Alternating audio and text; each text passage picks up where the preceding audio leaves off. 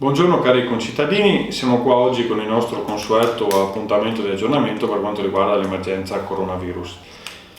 Anche quest'oggi non riscontriamo nuovi casi di positività, le persone attualmente positive al virus stanno tutti quanti bene, abbiamo sentito per telefono, il decorso della malattia continua normalmente.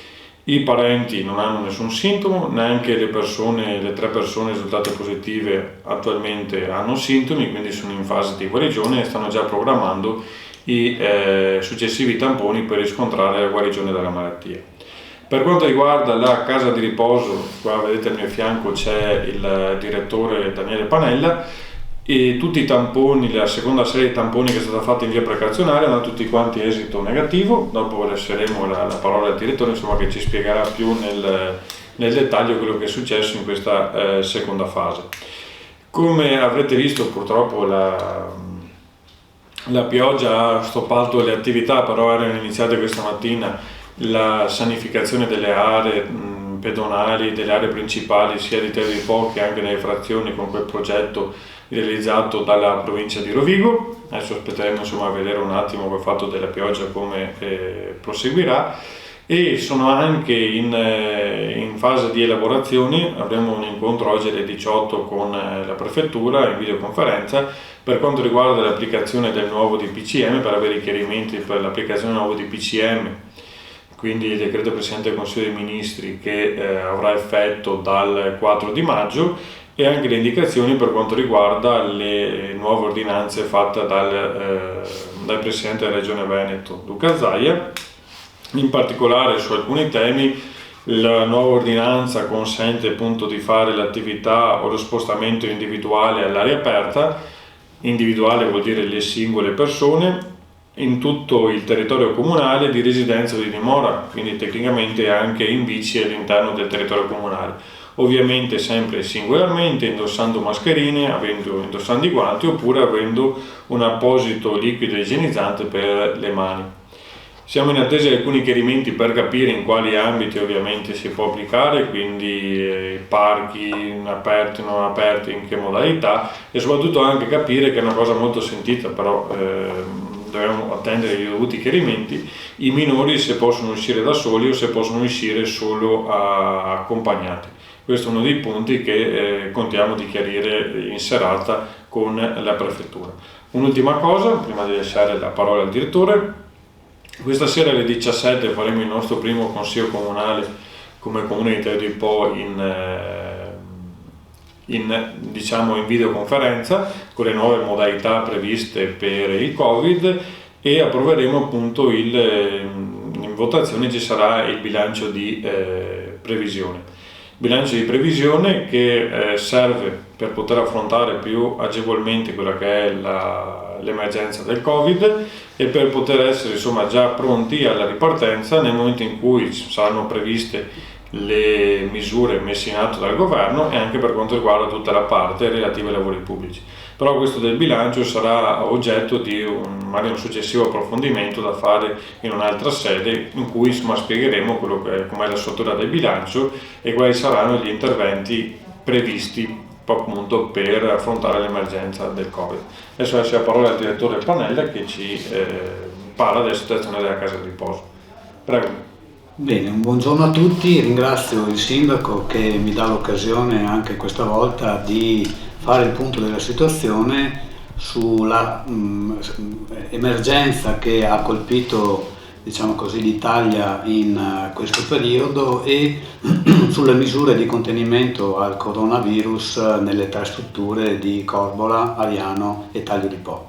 L'occasione è quella di dare una notizia ai familiari, cioè dire che tutti i dipendenti e soprattutto tutti i nostri ospiti hanno ottenuto un esito di tampone negativo. Quindi oggi possiamo dire che anche per questo periodo abbiamo fatto questa verifica e ne siamo molto contenti. Ovviamente questo è un risultato che ci fa fare anche alcune riflessioni e questo, ecco, ringrazio il Sindaco di darmi questa occasione perché volevo condividere soprattutto con i cittadini ma anche e soprattutto con i familiari di quello che sta avvenendo al nostro interno. E le misure di contenimento stanno funzionando, anche in questo caso le misure adottate, i protocolli ulteriori rispetto alla prima fase e quindi i dispositivi di protezione individuali che sono indossati dai nostri operatori, anche in questo caso ci danno la dimostrazione che il contenimento è possibile e che quindi anche a fronte di alcuni pericoli la situazione della sicurezza interna anche in questa fase ha tenuto. Direi che la situazione sta evolvendo anche a un livello di organizzazione un po' più evoluto, anche con l'azienda ULSS 5 Polesana si stanno delineando alcune ipotesi di protocollo che stanno portando, come già più volte annunciato anche il direttore, ad una situazione di misurazione delle negatività o comunque dei tamponi fatti presso ogni struttura circa ogni 20 giorni. Questo è un importante traguardo perché fa evolvere la situazione del nostro territorio ad una consapevolezza maggiore rispetto ai pericoli, ai sospetti di casi Covid o a situazioni conclamate che quindi per tempo vanno a stoppare quelle che possono essere ipotesi anche di portatori sani o fenomeni che diciamo nella prima fase sono stati tenuti in scarsa considerazione. Abbiamo quindi ulteriori certezze anche in questa situazione.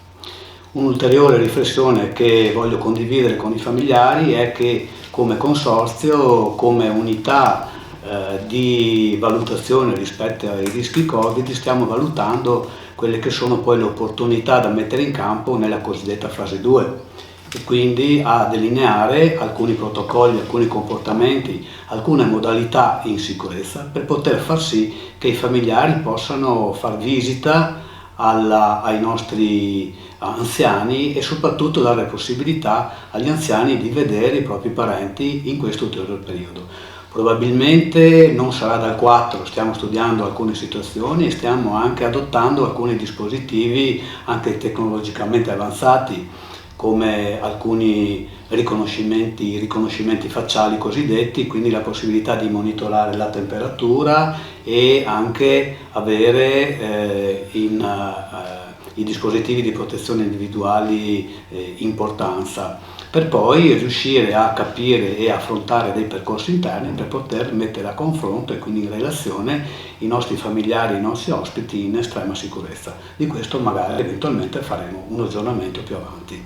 Ringrazio Sindaco.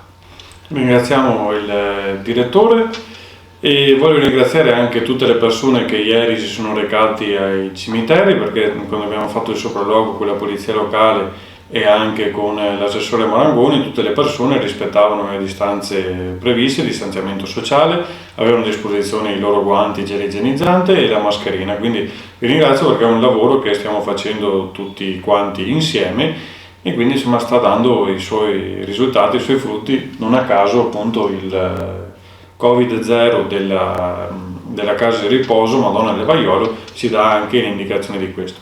Quindi ringrazio tutti quanti voi per l'attenzione, ringrazio il direttore per essere qua con noi oggi e ci vediamo domani per il nostro consueto aggiornamento. Grazie a tutti e buona giornata.